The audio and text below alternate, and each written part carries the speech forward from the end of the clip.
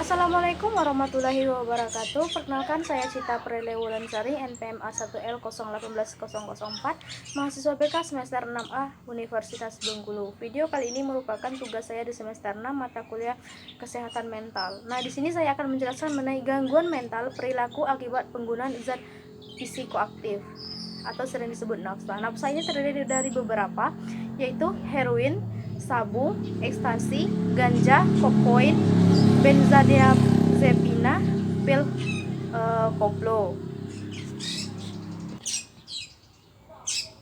Latar belakang individu penyalahgunaan zat psikoaktif.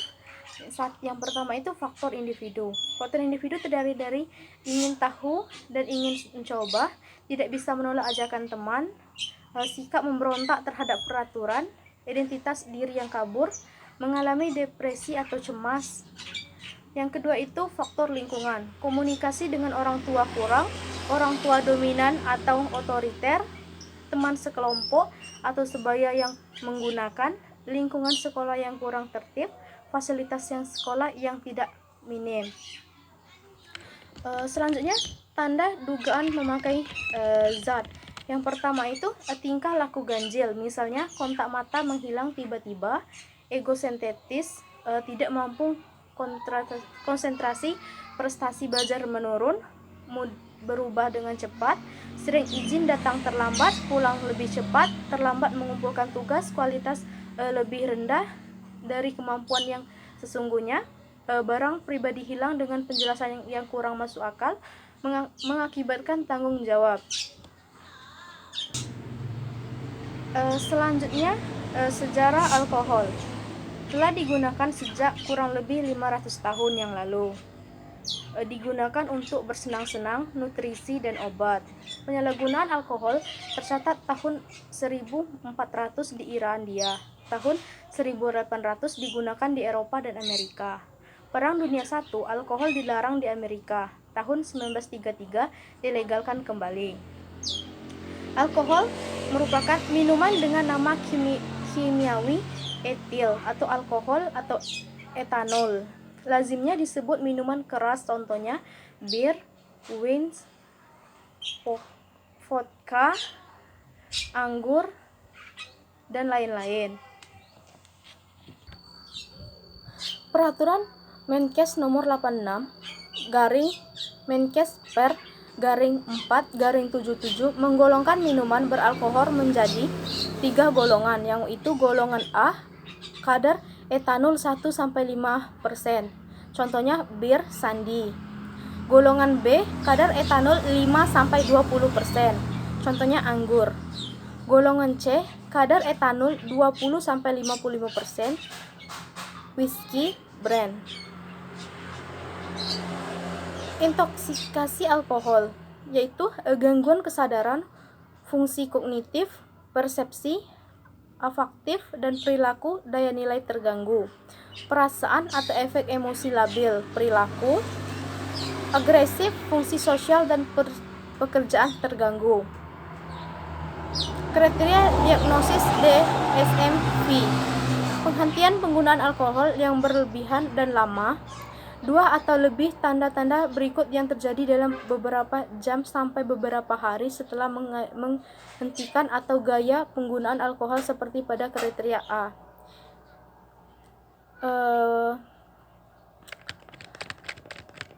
Selanjutnya, tanda atau gejala pada kriteria B menyebabkan tanda atau gejala tidak berhubungan dengan dapat menunjukkan penyebab dalam bidang sosial, pekerjaan, atau fungsi penting lainnya, penderita atau kondisi medis lainnya, dan tidak dengan menggunakan mental lain termasuk putus zat.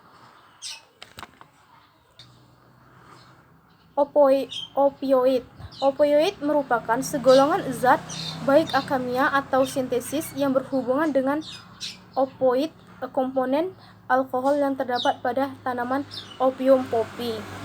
Pemakaian opoid yang pertama itu cara dragon, dihisap dengan bibir melalui gulungan kertas atau plastik di atas aluminium. Scenting, dihisap dengan hidung. Puff, dimasukkan ke dalam rokok. Keadaan putus ametemia dibagi menjadi 3 fase, yaitu fase awal, fase menengah, dan fase akhir. Fase awal yaitu depresi, agitasi, anxietas, anergen, dan drop coughing. Fase menengah menurunkan energi mental, keletihan, berkurangnya minat terhadap lingkungan, semakin membesar dan kemungkinan menggunakan kembali. Fase terakhir itu menurunnya drop coughing dan relepas. Selanjutnya mengenai ganja. Ganja berasal dari tanaman Cannabis sativa, zat psikoaktif etal 9 pada daun, rinting, pucuk tanaman betina yang sedang berbunga. Dapat dimakan, diseduh seperti teh atau rokok. THC dapat dideteksi pada urin sampai 1 minggu setelah penggunaan terakhir. Kriteria putus ganja menurut DSM-V. Penghentian pemakaian yang berat dan lama, misalnya bisa memakai setiap hari atau hampir tiap hari selama minimal beberapa bulan. 3 atau lebih tanda atau gejala berikut yang terjadi dalam kurang lebih 1 minggu setelah kriteria A.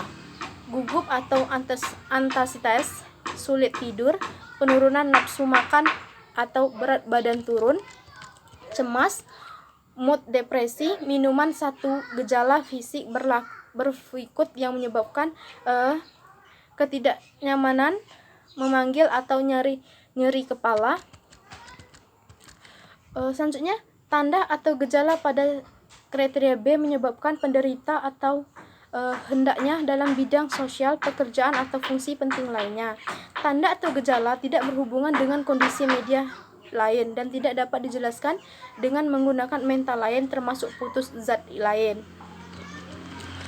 Selanjutnya, komorbiditas, hubungan antara ketergantungan nafsa dengan gejala psikiatri. Penyalahgunaan nafsa, gejala psikiatri dan gejala yang hampir mirip psikiatri lainnya. Penggunaan akut atau mahon. Penggunaan nafsa dapat mengaksesibilitas memperburuk perkembangan menggunakan psikiatris yang sudah ada. Penggunaan nafsa dapat menutup gejala-gejala psikis lainnya. Sering dianggap pasien menggunakan nafsa dengan maksud menyembunyikan gangguan psikiatris yang dialami. Gejala putus nafsa, gangguan psikis atau ketergantungan nafsa. Perilaku pasien psikiatris merupakan gejala-gejala akibat penggunaan nafsa. Perjalanan penyakit dan diagnosis. Penyalahgunaan, penyembuhan, dan ancaman memang bisa terjadi pada beberapa candu yang mempunyai motif baik, tetapi kebanyakan pecandu meneruskan penyalahgunaan mereka sampai bertahun-tahun. Manajemen ketergantungan membutuhkan keseimbangan kombinasi tetapi psikologis, rehabilitas, psikosis, dan intervensi pengurangan risiko. Baiklah, itulah penjelasan saya mengenai nafsa. Saya akhiri. Wassalamualaikum warahmatullahi wabarakatuh.